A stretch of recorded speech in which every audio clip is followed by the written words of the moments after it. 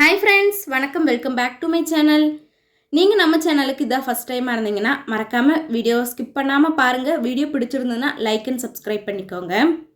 இன்றைக்கி நம்ம செய்ய போகிற ரெசிபி பால் கொழுக்கட்டை தான்.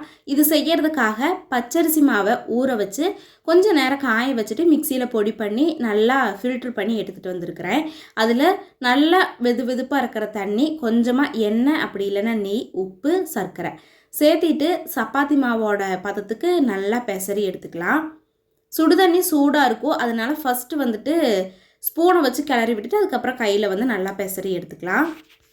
இது நல்லா பெசறினதுக்கு அப்புறமா இதை வந்துட்டு சின்ன சின்ன பால்ஸாக நம்ம வந்து ரெடி பண்ணி வச்சுக்கலாம்.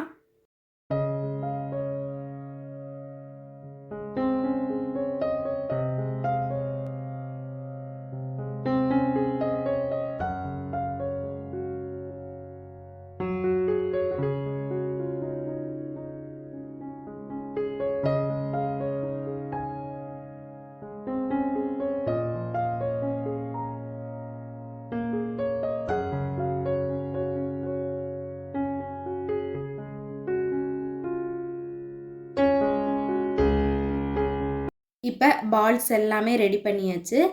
இதை செய்கிறதுக்கு ஸ்டார்ட் பண்ணிடலாம். ஒரு நல்ல அகலமாக கனமாக இருக்கிற பாத்திரம் வந்து எடுத்துக்கலாம். அதில் பால் வந்து சேர்த்திட்டு அது கூடவே சர்க்கரையும் சேர்த்திக்கலாம். இதை வந்து நல்லா மிக்ஸ் பண்ணி விட்டுட்டே இருக்கணும். பாலில் வந்து சர்க்கரை ஃபுல்லாக கரையணும். அதுக்கப்புறமா நம்ம ரெடி பண்ணி வச்சுருக்கிற பால்ஸையுமே இதில் வந்து சேர்த்திடலாம். பால்ஸ் சேர்த்துனதுக்கப்புறமா ஒரு 2 ஏலக்காயும் நல்லா பொடி பண்ணிவிட்டு அதில் சேர்த்திக்கலாம்.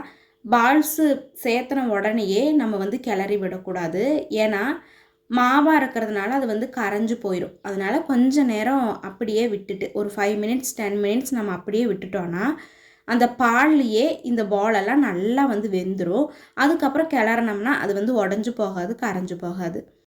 இதை வந்து நல்லா பால்ஸ் வெந்த உடனே கடைசியாக கொஞ்சமாக அரிசி மாவை வந்து தண்ணியில் கரைச்சிட்டு அதில் சேர்த்தனோம்னா நல்லா வந்து கெட்டியாக இருக்கும், சாப்பிட்றதுக்கு க்ரீமியாக இருக்கும். சேர்த்திட்டு கலந்து விட்டுட்டு நம்ம வந்து அப்படியே எடுத்து வச்சிடலாம். நல்லா சூடு ஆறுனதுக்கப்புறமா ஃப்ரிட்ஜிலையெல்லாம் வச்சு சர்வ் பண்ணோம்னா சூப்பர் டேஸ்ட்டாக இருக்கும். கண்டிப்பாக நீங்களும் ட்ரை பண்ணி பாருங்கள். வீட்டில் உள்ளவங்களுக்கும் குழந்தைங்களுக்கும் ரொம்பவே பிடிக்கும். ஆனால் ஹெல்த்தியான ஸ்நாக்ஸ் கூட. வீடியோ பிடிச்சிருந்தா லைக் அண்ட் சப்ஸ்கிரைப் பண்ணிக்கோங்க. தேங்க்ஸ் ஃபார் வாட்சிங்.